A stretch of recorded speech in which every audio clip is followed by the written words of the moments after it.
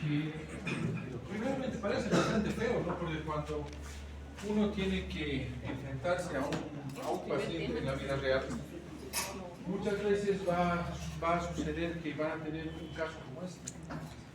Sí, fíjense que estoy hablando de un varón de 20 años que lo han encontrado en su casa. Estaba básicamente, como dice, botado, estaba con espuma en la boca y además había tenido convulsiones. Aparentemente tuvo un altercado con la pareja, ¿sí? Entonces, cuando uno ya ve este tipo de cuadros, lo primero que uno se pregunta, dice, ¿qué voy a encontrar en el examen físico? Y cuando uno examina a este paciente, fíjense que estaba con alteración de la conciencia, estaba cialorreico, taquineico, midriático, ¿sí? Con relajación de esfínteres, fíjense la frecuencia cardíaca y la saturación periférica dorsal. Entonces, cuando uno ve este tipo de cuadros, lo primero que uno tiene que ver es siempre el contexto. Es un paciente que aparentemente se ha tomado algo para tratar de matarse. Entonces ahí entra justamente la farmacología, lo que son los toxíndromes. El toxíndrome, en este caso, colinérgico, anticolinérgico, simpático-mimético, etc. Hay un montón de síndromes. Y justamente esos toxíndromes están en relación a la utilización de fármacos muchas veces, ¿sí? Entonces es nuestra obligación conocer qué fármacos pueden darnos este tipo de cuadros. A veces podemos estar frente a un envenenamiento, eso quiere decir que un fármaco que usualmente se utiliza, alguien lo ha usado con un fin letal. O puede ser una sustancia que normalmente no se utiliza, ¿sí? Que se ha usado para un fin letal. Entonces, cuando uno revisa este caso, surgen varias dudas, ¿no? Y una de las más importantes que uno puede decir es, primero, ¿de qué grupo de fármacos estamos en este caso? ¿Cuál es su acción farmacológica? ¿Por qué se está portando así el sistema? ¿Por qué está miótico? ¿Sí? ¿Por qué está cialorreico? Etcétera. ¿De acuerdo? Entonces ahí uno dice cuál será su mecanismo de acción y cómo vamos a abordar esto. Y para eso tenemos que retroceder un poquito e ir recordando ciertos tips que nos van a ayudar a conocer a los fármacos que vamos a hablar ahora, que son los fármacos parasimpático-miméticos.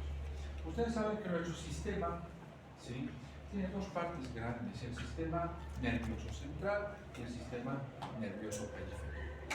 Este sistema, este último, tiene a su vez dos partes, de la cual a la que vamos a hacer hincapié es el sistema nervioso autónomo, el vegetativo, el involuntario, el que controla un montón de funciones sobre las cuales no tenemos visión directa nosotros, no las podemos cambiar a voluntad. ¿Como qué? Como el gasto cardíaco, la presión arterial, la digestión y otra serie de funciones. La secreción de glándulas, las secreciones endócrinas, etc. Este sistema es el que lo controla. Y este sistema tiene dos brazos. Eso ustedes ya lo conocen, no voy a hacer mucho hincapié en eso. Está el sistema simpático y el sistema parasimpático. Lo que nos interesa es hablar hoy día del sistema parasimpático. Y vamos a hablar de drogas que tienen acción sobre el sistema parasimpático, por eso se llaman parasimpático-miméticos. Cuando nos enfrentamos a un recuerdo conceptual entre lo que es el sistema parasimpático versus simpático, se van a dar cuenta que fisiológicamente el sistema parasimpático tiene una función totalmente diferente, pero no antagónica, sino complementaria a lo que es el sistema simpático. El sistema parasimpático, como dice aquí, te mantiene en la parte de la calma, del equilibrio, del descanso. Es cierto. Y ahí entran varias de las acciones que vamos a ir viendo ahora. ¿De acuerdo? A diferencia del sistema simpático que nos prepara para la huida, etcétera, cosas que ya hemos visto en prácticas también. Okay. Ahora, otro concepto que hay que recordar es que el sistema, en este caso parasimpático, al igual que el simpático, va a tener a nivel del sistema nervioso central una neurona preganglionar con un cuerpo que va a extender un axón hasta lo que llamamos los ganglios autonómicos. Ahí se va a hacer una sinapsis y va a salir lo que es la neurona postganglionar, que va a ir con su axón hasta extenderse ¿dónde? Al músculo liso, donde va a interactuar en esta hendidura sináptica cardíaca. ¿Sí? Todo lo que está en esta parte va a ser preganglionar, todo lo que está en esta parte es postganglionar, así de sencillo. ¿Sí? Entonces, ahora, si recordamos y hacemos una comparativa entre lo que es el sistema simpático versus parasimpático, dense cuenta que si hacemos esa relación preganglionar, ganglio, postganglionar, el mediador a nivel simpático preganglionar es la acetilcolina. ¿Sí? Esto es parte de, entre comillas, lo que media la función parasimpática. Y a nivel postsináptico está la noradrenalina. En cambio, fíjense que en el sistema que vamos a hacer hincapié a nivel parasimpático, tanto a nivel preganglionar como a nivel postganglionar, la acetilcolina es el mediador. Y esto es importante tenerlo presente porque quiere decir que en el sistema parasimpático vamos a trabajar tanto a nivel preganglionar como postganglionar, básicamente con acetilcolina. Y esto es importante recordar, ¿por qué? Porque cuando yo tenga casos en los cuales he tenido la mala suerte de que por algún motivo la acetilcolina se me ha disparado, una intoxicación por órgano fosforado, por carbamatos o las drogas que vamos a ver ahora, se van a dar cuenta que no solo vamos a afectar al sistema parasimpático puro, sino también vamos a tener algo de acción sobre el sistema simpático. Entonces, eso es importante recordar, porque en algunos casos se van a dar cuenta que en la clínica, ¿sí?, hay un cuadro que se llama síndrome intermedio, por ejemplo, en el cual vamos a tener datos de simpáticos, donde el paciente no va a estar bradicárdico, no va a estar hipotenso, más bien todo lo contrario, va a estar taquicárdico, va a estar hipertenso. ¿Por qué? Porque se ha activado el sistema simpático a través del nivel preganglionar. ¿Sí? Pero esto es cuando tenemos realmente concentraciones muy altas de acetilcolina, como lo vamos a ver más posterior. Ahora, no se olviden que a nivel parasimpático vamos a tener que actuar sobre receptores. En todos estos sistemas siempre hay receptores. Así como en el sistema simpático había los receptores alfa, los receptores beta, a nivel parasimpático hay dos tipos de receptores grandes, ¿sí? Los metabolotrópicos, que básicamente son los muscarínicos, y los que son con ligando positivo hacia los nicotínicos. Ahora, acá están viendo una tabla donde se pone un resumen de los diferentes o de las diferentes funciones que tiene el sistema parasimpático. De forma general, uno se puede dar cuenta que hay algunos efectos del parasimpático, por ejemplo, que los hemos puesto con negativo para que se entienda que nos causa pneumomiosis, o que nos disminuye la frecuencia cardíaca en el hipotropismo, nos produce vasodilatación, nos produce broncoconstricción o dilatación de esfínteres. Pero también hay otros efectos que los estimulan el parasimpático, como las lágrimas, salivación, ¿sí?, como por ejemplo la motilidad, el vaciamiento gástrico, ¿sí? Entonces, esto vamos a ver por qué sucede. Tiene que haber alguna razón para que el parasimpático se porte así. Y eso es lo que justamente nos vamos a dar cuenta cuando recordemos que muchos de estos efectos van a estar mediados por receptores. Los receptores están ubicados en diferentes sistemas. Fíjense, los receptores metabolotrópicos básicamente son los muscarínicos. Saben que existen de 5 tipos. Se han caracterizado 5 tipos siempre a nivel muscarínico, de los cuales 3 son los más estudiados. No se olviden que el sistema parasimpático es un sistema rostro-caudal, se distribuye del sistema nervioso central hasta caudal, a diferencia del simpático, que es básicamente todo el columbar. Ahora, ¿qué es lo que nos interesa ir recordando en esta parte? Que todo lo que se produce en el sistema parasimpático, toda la acción que vamos a ver, está en relación a la acetilcolina. Ese es el neurotransmisor específico pre y postganglionar que tenemos que conocer, que es el que interactúa con los diferentes receptores y es el que tenemos que prestar atención cuando hablamos de este tema. ¿De dónde viene la acetilcolina? Acá tienen la fuente. Viene de la combinación de la colina, que deriva del complejo de vitamina B, eso viene de la dieta que ingerimos, de ahí viene la colina, y también viene del metabolismo de la glucosa, porque la acetilcoenzima, ¿qué es? Es parte del metabolismo de la glucosa, es parte del metabolismo energético. Se combinan por la acetilcolina transferasa y sorpresa tenemos a la acetilcolina. La acetilcolina jamás va a estar en estado puro dentro de la célula preganglionar o dentro de la neurona preganglionar, va a estar siempre almacenado en vesículas, ¿verdad?, para su posterior liberación. Ahora, en este gráfico no se lo ve, pero la pregunta es, ¿de dónde viene la colina? Hemos dicho que viene de los alimentos, perfecto, pero ¿cómo ingresa al interior de la célula? Básicamente ingresa a través de un cotransportador dependiente del canal de sodio. ¿Sí? Simplemente hacerles de acuerdo a eso, ¿ya? Acá está, ese cotransportador que les comentaba, ¿no? Que ingresa a la colina con el sodio a presión. ¿Sí? Ahora, aquí viene algo que es muy importante, ¿cómo se libera la colina? Ya hemos dicho, se forma la acetilcolina, ¿ok? Se almacena en vesículas sinápticas, que son estas. Entonces, ¿cómo se produce su liberación? Básicamente, tiene un potencial de acción y se produce la activación de los canales de calcio. Viene el influjo del calcio, ustedes saben que el calcio es igual a movilización y eso hace que esto se libere a la hendidura sináptica. Y ahí acabó la liberación de lo que es la acetilcolina. Ahora, ¿cuál es el destino de la acetilcolina en la hendidura sináptica? ¿Cuál va a ser ese destino? ¿En qué va a terminar la acetilcolina? Va a terminar en uno de tres destinos. La primera, ¿sí? Se va a unir a los receptores a nivel postganglionar. ¿Sí? Esta es la hendidura presináptica, preganglionar, neurona preganglionar, postganglionar, tienen que unirse a los receptores. Ya está, primera cosa. Segunda cosa, va a ser, llamémosle en términos simples, ¿sí? Inhibida por la acetilcolinesterasa. La va a fraccionar en ácido acético o acetato, si quieren, y en colina. ¿Sí? Y esa colina, ¿qué va a suceder? Es el tercer paso. ¿Qué va a suceder? Esa colina va a ser captada nuevamente por la neurona, ¿sí? Presináptica, y a través de los canales de sodio va a ingresar conjuntamente al sodio para ser utilizado nuevamente. Y ahora, hay un tercer paso más. Alguna vez se van a dar cuenta cuando revisen la literatura más a profundidad que hay bacterias, hay alimentos que tienen acetilcolina en la naturaleza. Entonces, se han puesto a pensar por qué no nos intoxicamos con la acetilcolina por vía oral. Porque no hay fármacos que tengan acetilcolina por vía oral, o sea, que tengan acetilcolina pura. No hay. ¿Por qué? Porque la acetilcolina, si por alguna razón escapara de la hendidura sináptica hacia el plasma, va a ser inhibida por la butilcolinesterasa, que es una enzima protectora que degrada completamente a la acetilcolina.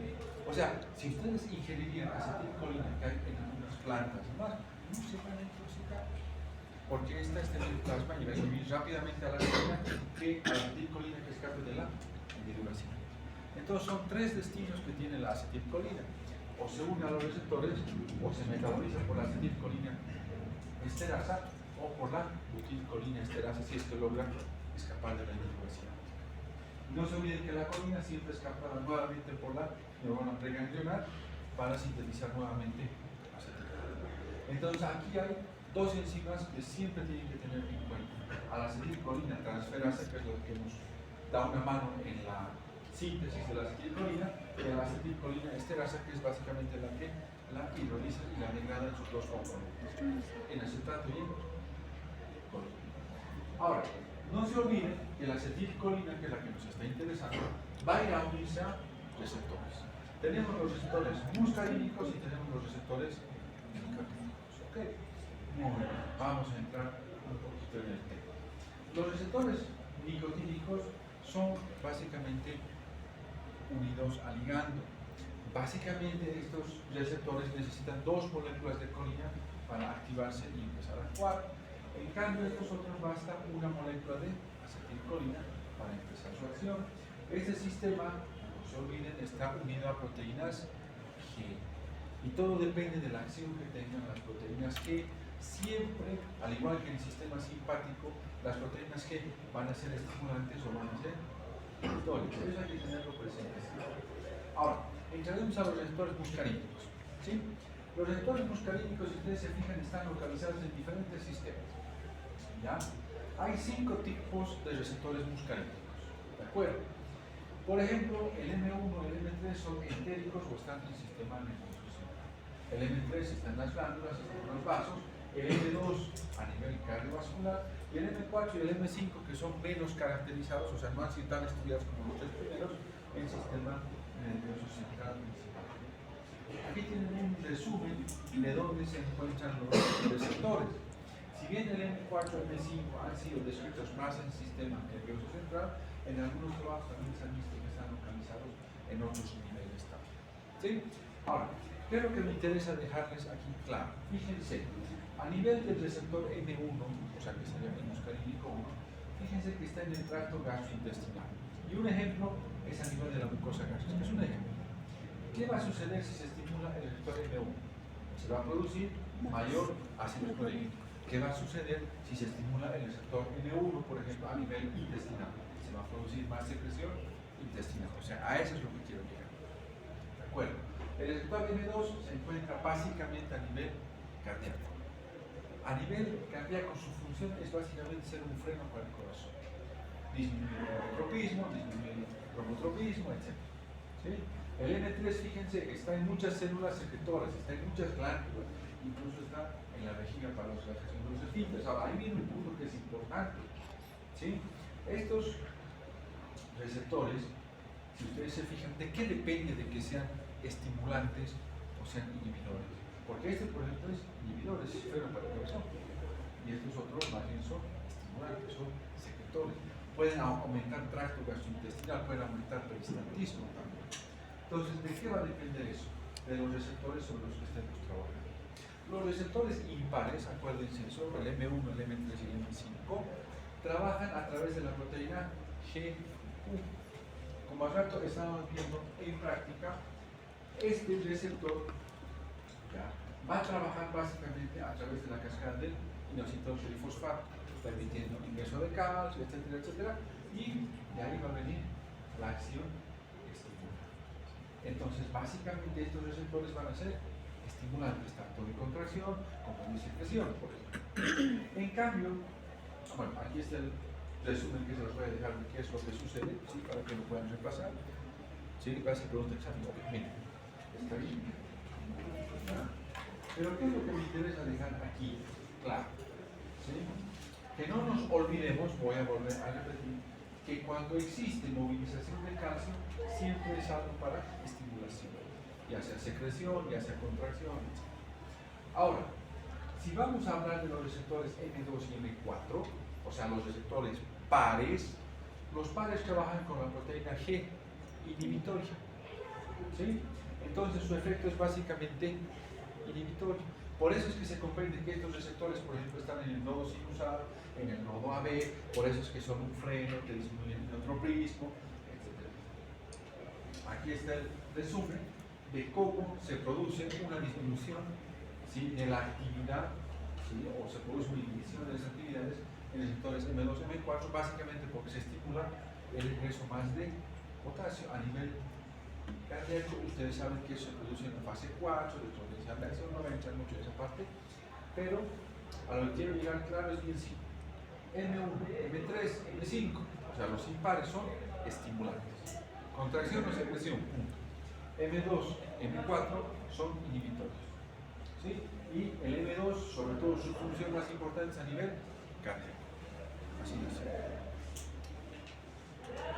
Bueno, aquí hay un resumen que les voy a dejar también para que puedan darse cuenta, ¿sí?, de los receptores M1, M2, M3, M4, M5, dónde se encuentran, qué efectos tienen y más o menos qué es lo que van a hacer.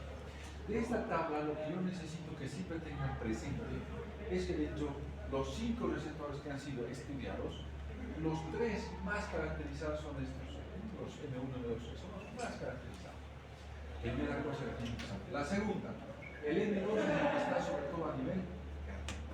Eso es lo que tienen que saber y les va a causar todo lo que es inhibición del sistema cardíaco. Así de simple. ¿Ya? El M1, M3, no se olviden, son básicamente. Vámonos con los receptores nicotínicos.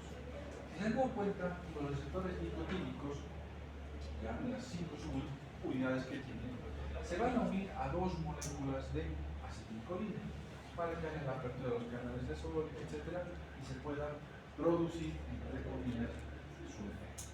¿Qué es lo importante que hay que entender aquí? ¿Sí? ¿Dónde se encuentran estos receptores nicotínicos? Se van a dar cuenta que los receptores nicotínicos se encuentran sobre todo en la hendidura sináptica a nivel del ganglio.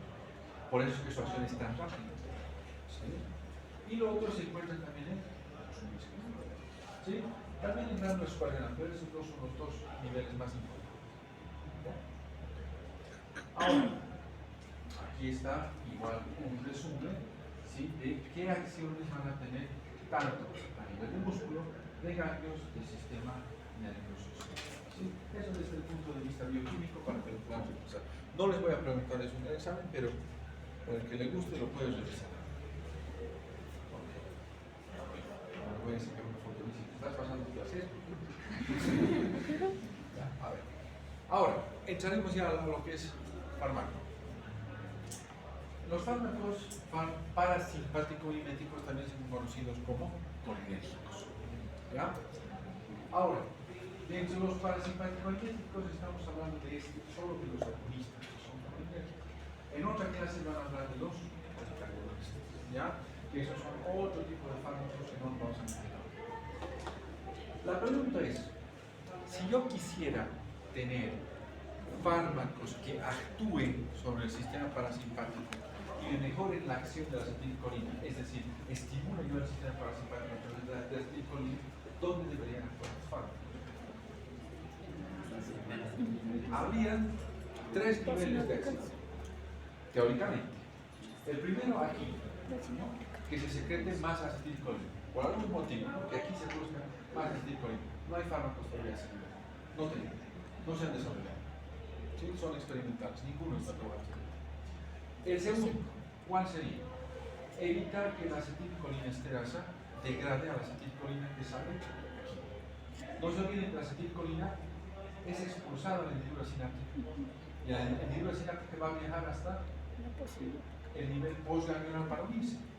Pero en ese camino, ¿sí? La acetilcolina solo tiene una vida media corta, media hora, una hora. ¿Por qué? Por culpa de la acetilcolina esterasa que la capta y la hidroliza. Entonces sería inhibir a la acetilcolina esterasa, que sería una segunda opción, que es viable y que hay fármacos que son anticolinesteráceas, ¿no?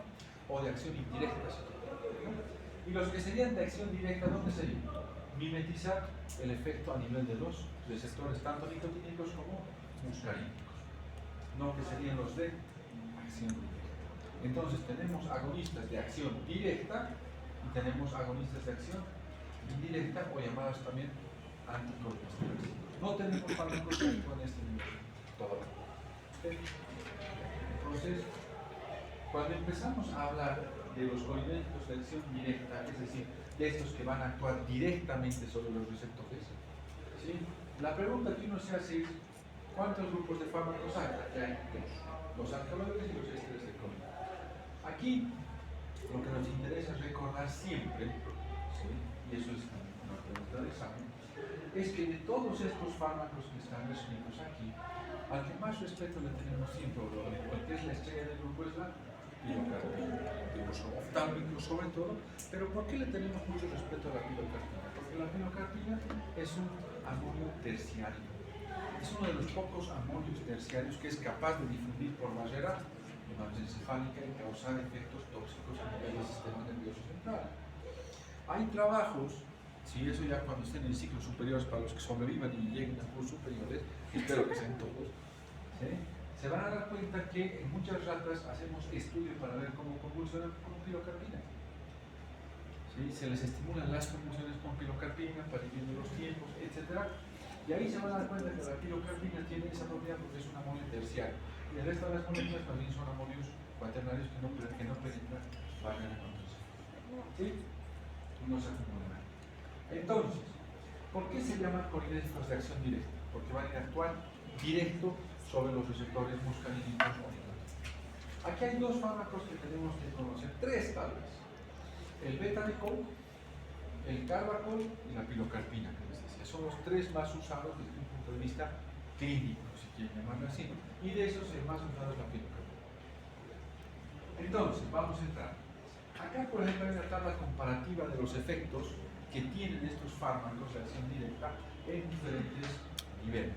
Ustedes ya saben, por ejemplo, que si les digo estimula la vía gastrointestinal, estoy hablando de receptores M1, de receptores M3, entonces ya no necesito hacer hincapié de eso, ¿no?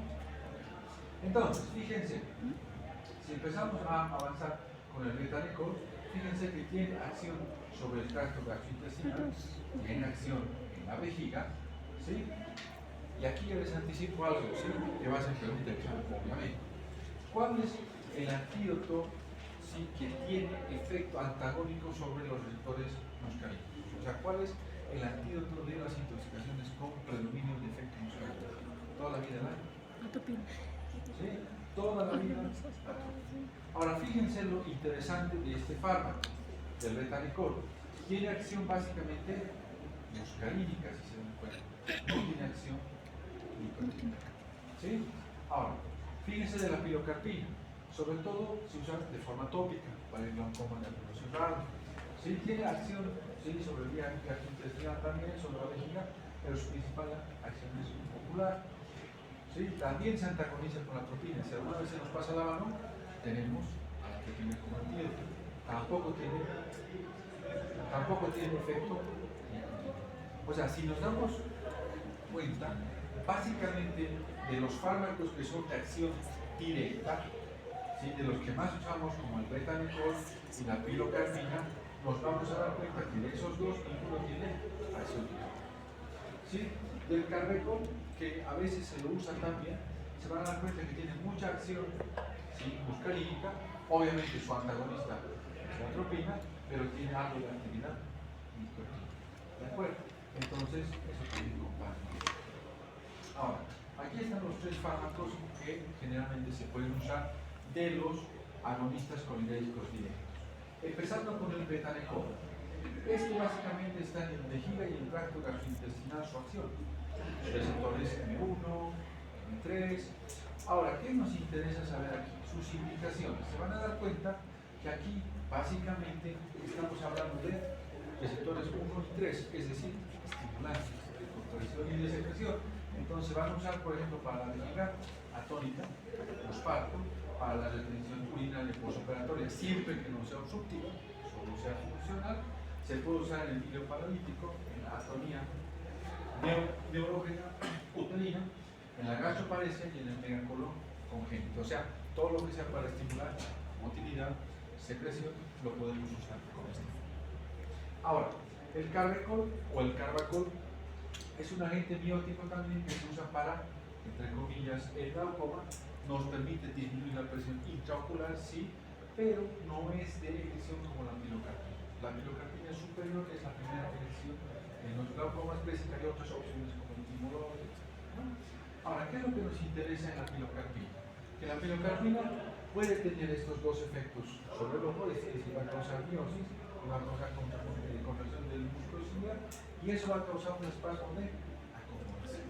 Entonces, mucho ojo cuando usamos pilocarpina con los conductores nocturnos, ¿sí? Porque se altera la capacidad de acomodación y división. Aquí hay una tabla donde se resumen las principales características farmacológicas de estos fármacos, tanto de los ésteres de colina como de los alcaloides naturales. A ver, vamos a empezar con los que hemos hablado como más importantes. Carbacol, su vía de administración es sobre todo tópica, ¿sí? Ok. Tiempo de acción, 4 a 8 horas. Tiempo de vida media, 1 hora. El betanicol básicamente se va a dar vía oral y parenteral. Ahora, tiempo de acción, 6 a 12 horas. O sea, dosificamos cada 6 a 12 horas. Tiempo de vida media, 1 hora. Pilocarpina, básicamente es un colírio oftálmico, es tópico. Tiempo de acción, o sea, cada 4 horas, cada 6 a 8 horas. Vida media, 1 hora. Casi todos son 1 hora por si acaso. Ahora, fíjense que en su metabolismo, en su farmacocinética, casi todos se le eliminan a nivel renal por excreción. ¿Sí? Su metabolismo por la acetilcolesterolerasa, ¿no? Y en el caso de su distribución, fíjense que la pilocarpina sí atraviesa la barrera hematoencefálica porque es un amonio terciario y se acumula y puede precipitar convulsiones. El betanicol más bien tiene una distribución sistémica. Ahora, entre las reacciones adversas que nos pueden dar estos fármacos, si ustedes se dan cuenta, básicamente son exacerbación de las acciones que ya tienen. Náuseas, vómitos, disnea, bloqueo de la conducción intracardíaca, o sea, todo lo que está relacionado a los receptores. Por eso les pido para el examen que pasen receptores, cuidado si les preguntan. ¿Sí? Su antídoto de los receptores, de la acción muscarínica, que es lo que más vemos con la pilocarpina, ¿sí? ¿Qué es? La atropina. Ahora, en el caso de la intoxicación que pudiese suceder, ¿sí? ¿Qué va a tener el paciente? Exacerbación de toda la sintomatología que estimulan estas drogas, diarrea, diaforesis, náusea, vómitos, cefalea, trastornos de la coordinación visual, y la contracción que se da, diarrea, broncoespasmo, etc. Antídoto, que quede así. Ok. Contraindicaciones. ¿En qué casos no deberíamos usar agonistas colinérgicos directos? Obviamente los pacientes que tienen hipersensibilidad a ojo. En los pacientes que tengan enfermedades a nivel ocular como iritis, porque ese globo ocular ya está inflamado, entonces podemos exacerbar el daño. En las enfermedades obstructivas del sistema gastrointestinal, por ejemplo, en el hilo obstructivo, no vamos a usar un fármaco que sea parasimpático mimético. ¿Por qué? Porque vamos a estimular la contracción y podemos llegar a complicar más el cuadro de lo que ya está. No en enfermedades coronarias, nos causa espasmo coronario. No en la úlcera péptica, nos estimula secreción. No en el embarazo, no porque nos embaraza, ¿no? Sino porque puede precipitar el paro. ¿Sí? En los conductores, sobre todo por el trastorno que se asocia a la misión de la acumulación. En el asma, tanto por la broncorrea como por el broncoespasmo. ¿Sí? Ahora, vámonos ya con los agonistas de acción indirecta o los llamados anticolinesterácicos. ¿De acuerdo? Básicamente, ¿cuál era su función aquí? Trabajar a nivel de la hendidura. ¿Y dividiendo a quién? A la acetilcolinesterasa. ¿Sí? Entonces, no se olviden de las tres enzimas que participan en todo este sistema. Acetilcolina transferasa en la síntesis, acetilcolinesterasa en la hidrólisis y uno que es extra, que es la butilcolinesterasa. Bueno, ahora, en los colinérgicos de acción ya indirecta, aquí están, ¿de acuerdo? Tenemos tres grupos grandes. De estos están los carbamatos, los órganos fosforados y los que están clasificados ya como drogas para manejo de la salud. Ahora, fíjense lo interesante. La unión a la acetilcolinesterasa, en el caso de carbamatos, que va a ser sobre todo su prototipo, la diostigmina, la fisostigmina, es de tipo reversible, ya se puede revertir. ¿De acuerdo? Ahora, no se olviden que la fisostigmina puede atravesar barrera hematoencefálica, o sea, un paciente con sobredosis de fisostigmina puede convulsionar, un paciente con neostigmina no va a atravesar. Este es amonio cuaternario y amonio terciario. ¿Okay? En órganos fosforados, no son fármacos los órganos fosforados, no se usan desde el punto de vista clínico. ¿Sí? ¿Qué caracteriza al órgano fosforado? Fíjense, la mayor parte de ellos tiene una unión acetilcolinesterasa irreversible de tipo covalente. Eso quiere decir que la unión va a ser hasta que el receptor se muera, o perdón, hasta que la enzima se agote, se muera y desaparezca. Y eso más o menos dura 30 años. Sí, más o menos. Ahora, los órganos fosforados no son amonios terciarios, pero pueden atravesar a la barrera hematoencefálica y predisponer al paciente a convulsiones. ¿Por qué? Porque son altamente liposolubles, ¿sí? A diferencia del resto. Ahora, en el tratamiento del Alzheimer, obviamente estos son amonios terciarios, tienen que atravesar la barrera hematoencefálica, es obvio, porque si no, no actuaría en el sistema nervioso. ¿Okay? Vamos.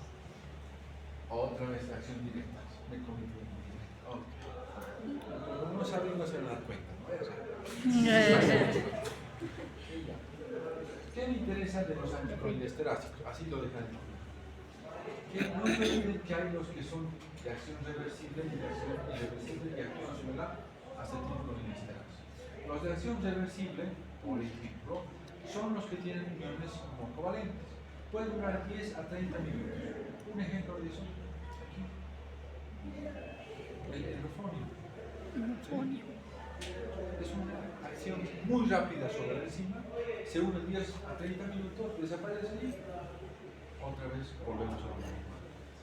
Los carbamatos, que es una unión también no covalente reversible, y solamente su acción o su unión es no covalente dura 30 minutos a 6 horas.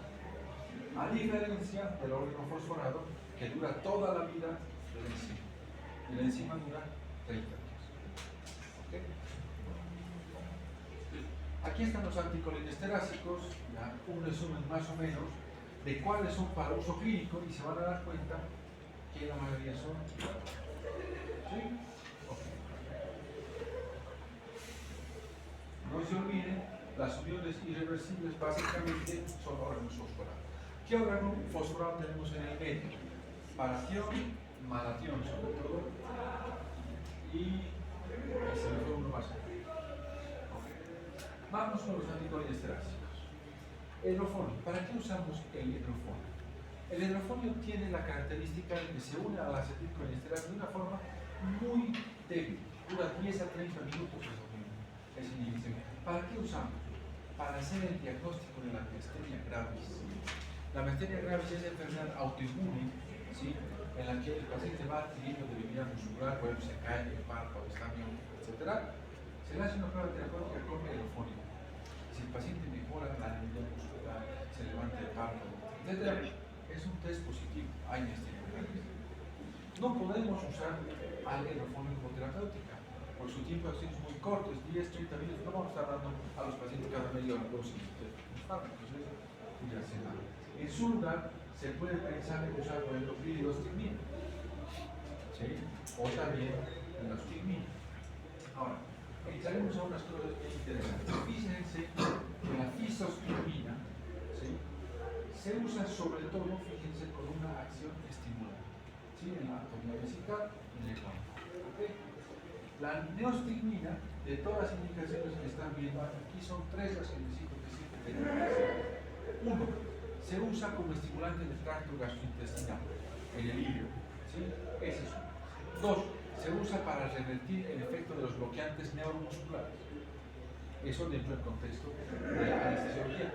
Y 3. Se usa como manejo agudo de la miastenia. ¿Okay? Ahora, la piridoximina se usa para el manejo crónico de la miastenia. Estos 3 fármacos que acá están metidos en la enfermedad de Alzheimer. Bueno, vamos a los anticolinesteráticos. Ya vamos a entrar un poco a ver lo que es su característica farmacológica. El hidrofonio, hemos dicho, su vía es endovenosa, 10 minutos, su vida media 2 minutos. O sea, no nos sirve como terapéutico, sí nos sirve para hacer el diagnóstico, apoyar al diagnóstico de miastenia gravis. Fíjense, la fisostigmina, la neostigmina y la piridoximina. Su tiempo de acción es diferente. Fíjense, la piridoximina se debería administrar cada 6 horas. Neostigmina, 4, fisostigmina. Aquí están sus tiempos de vida media. Ahora, algo que tienen que recordar es que la fisostigmina sí puede atravesar la regla hematoencefálica y predisponer al paciente a convulsión. ¿Sí? Ok. Los órganos fosforados básicamente tienen absorción por todas las vías de administración, todas, inhalatorias, cutánea, ¿sí? Su vida de acción es hasta 100 horas, no son como drogas, pero pueden durar hasta 100 horas en la piel y en el cuerpo de los pacientes. Por eso es que cuando vean intoxicación por órgano fosforado van a ver que los desvestimos a los pacientes, los bañamos, es parte de eso. Ya, y el tiempo de vida media obviamente son 10. De hecho, el metabolismo obviamente es renal, ¿sí? Tiene, entre comillas, acción sobre esterasas pancreáticas sobre todo, ¿ya? Y lo que me interesa sobre todo es que recuerden que órgano fosforado puede atravesar barrera hematoencefálica porque es liposoluble y te predispone a las convulsiones. Aquí les dejo un resumen de lo que es miastenia gravis en el manejo de las drogas, ¿sí? Siempre se les pregunta en los exámenes las drogas que se utilizan para la miastenia y sus equivalencias. Se las estoy dejando.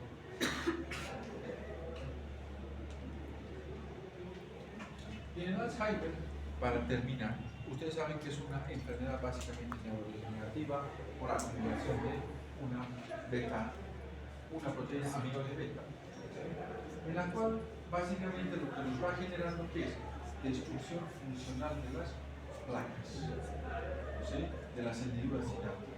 Entonces perdemos la capacidad de síntesis de acetilcolina. No es el problema principal a la disminución de acetilcolina, sino es la estimulación de la proteína que nos destruye las cosas. pero su manejo básicamente inicial es estimulando a la acetilcolina, ¿sí? Inhibiendo la acetilcolina. En general, de estos fármacos, las reacciones adversas y las intoxicaciones, si ustedes se dan cuenta, están en directa relación a sus efectos. Repasen los receptores, aprenden los efectos y todo esto va a salir por año. ¿Sí? Ok, resumiremos el tema y finalizamos. En el sistema autónomo parasimpático, no se olviden que hay una neurona preganglional, postganglional. En ambos, quien media es la acetilcolina, así de simple. En el sistema nervioso simpático, a nivel preganglional, quien media es la acetilcolina, a nivel postganglional es la noradrenalina. La acetilcolina viene de la formación, obviamente, de la colina con acetil por encima. ¿De dónde viene la colina? Del complejo B de los átomos. La liberación de la acetilcolina siempre se da por un potencial de acción y siempre participa el calcio. Así es. La acetilcolina se degrada siempre por quién? Por acetilcolina esterasa. Pero no se olviden que a nivel plasmático tenemos a la acetilcolina esterasa, que es una enzima que nos da protección para, entre comillas, el efecto excesivo de la acetilcolina. ¿Sí? Eso siempre y cuando la acetilcolina se escape de la individuación. ¿Sí? Ahora, no se olviden que de los 5 receptores muscolínicos que hay, el M1M3 M5 es una proteína G. Nos estimula la secreción y contracción. El M1M3 sobre todo está en el tracto gastrointestinal. No se olviden de eso. Está en vejiga, ¿sí? Están en las glándulas. ¿Okay? Los receptores M2 básicamente actúan en la proteína G. Y eso quiere decir que es inhibidor. Básicamente su función es cardíaca. Así es. ¿Ya? Este es un resumen ya de dónde están los receptores. Entonces aquí ya se pueden dar cuenta, ¿sí? Que los nicotínicos básicamente están en hendidura sináptica, que sería el ganglio, y en sistema nervioso. ¿Sí? Eso explica muchas de las acciones nicotínicas como la excitación.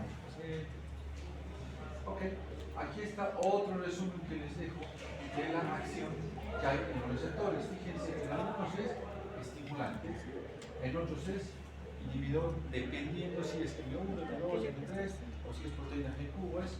Aquí está un resumen que lo pueden utilizar. Ahora, con respecto a los fármacos, el betamecol, básicamente fíjense que se trabaja para tracto gastrointestinal y urinario. La pilocarpina tiene un uso sobre todo oftálmico. La neostigmina y piridoxigmina son el manejo tanto agudo como crónico de la miastenia gravis, y en la enfermedad de Alzheimer el de elección sigue siendo el donepezil. Ok. Bueno.